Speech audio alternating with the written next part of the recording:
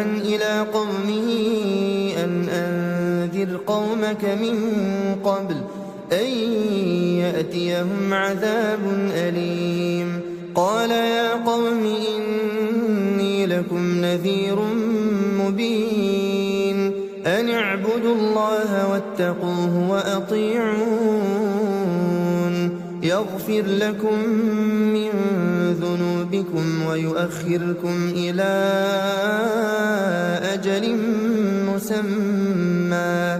إن أجل الله إذا جاء لا يؤخر لو كنتم تعلمون. قال رب إني دعوت قومي ليلا ونهارا فلم يزدهم دعائي إلا فرارا وإني كلما دعوتهم لتغفر لهم جعلوا أصابعهم في آذانهم واستغشوا ثيابهم وأصروا واستكبروا استكبارا ثم إني دعوتهم جهارا ثم إني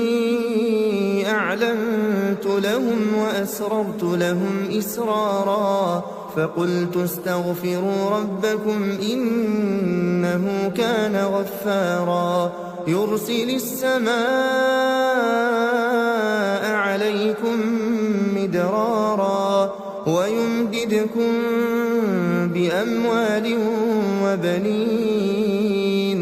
ويجعل لكم جنات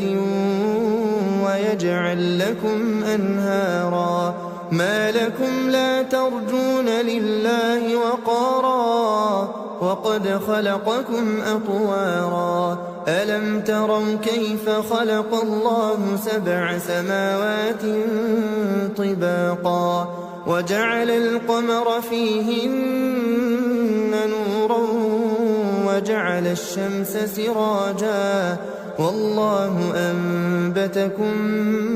من الأرض نباتا ثم يعيدكم فيها ويخرجكم إخراجا والله جعل لكم الأرض بساطا لتسلكوا منها سبلا فجاجا